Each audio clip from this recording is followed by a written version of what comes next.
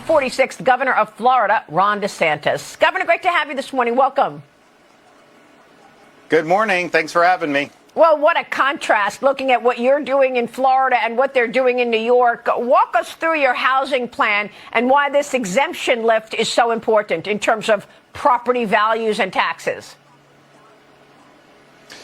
Well, Maria, at the state level, we're one of the lowest, if not lowest, tax states in the country. No income tax, generous exemption on our sales tax for core items. We've eliminated taxes like business rent and all that, and we're proud of that.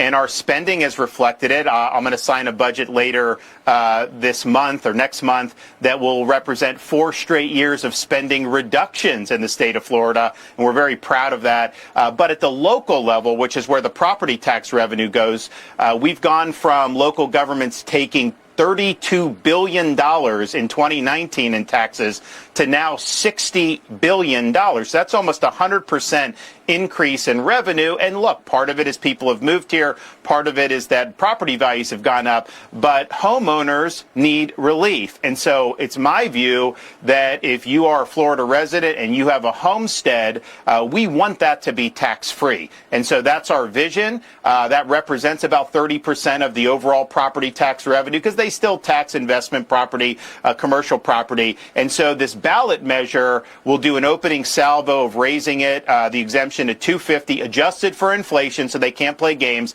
That will be 60% of Florida homesteaders tax-free.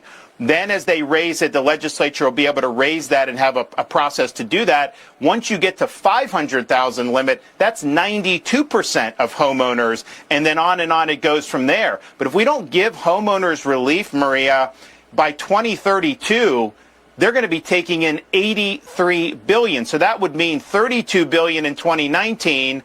13 years later, it goes to $83 billion. That is not sustainable. And so this is really a historic opportunity to have more money in people's pockets and to actually have their home be their private property that the government just can't use as a piggy bank. Well, this is incredible. And, you know, with all of these tax attractions that have attracted so many people to Florida, a lot of people are wondering, how do you do it? I mean, you know, you've got critics there saying local governments will have to make up the lost revenue somewhere. So how do you do that? If you've got no income tax, you're cutting property taxes, possibly eliminating them. Where are you getting the money to fund government and everything else, all the other services?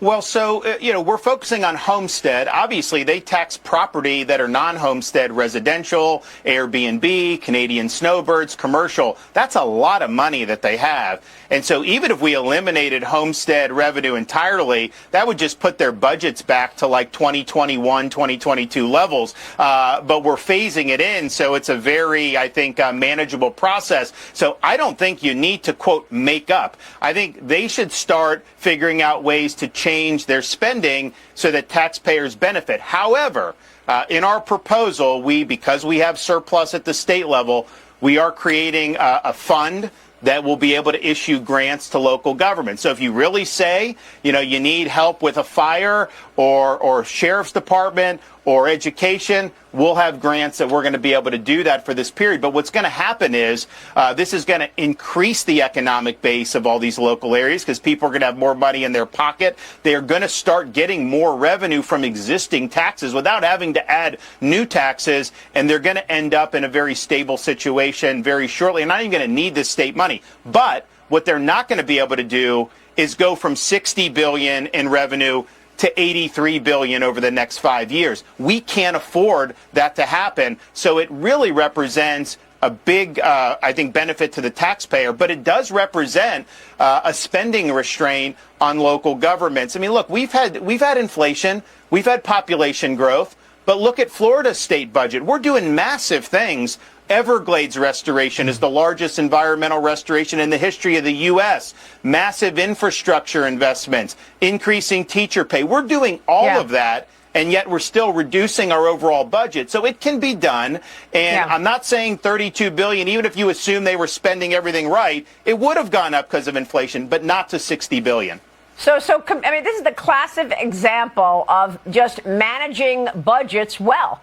I mean, versus other poorly run states. Compare your budget process to, for example, New York or even New York City.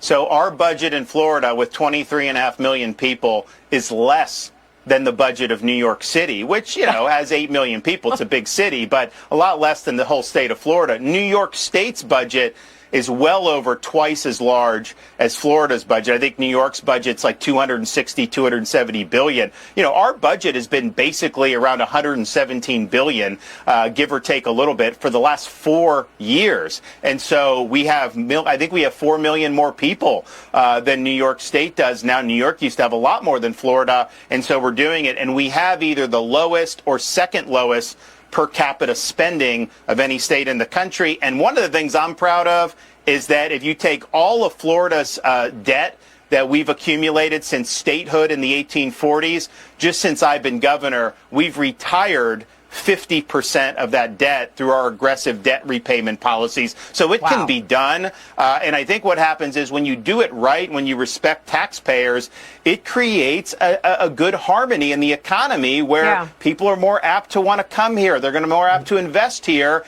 And then you can even lower tax rates. I think the New Yorks of the world, they're in a vicious cycle. They have a shortfall. So they go back and try to jack up taxes. That causes their economic base to constrict because people react negatively to it. Then they got to go back to the well again. Well, you can't keep doing that vicious cycle.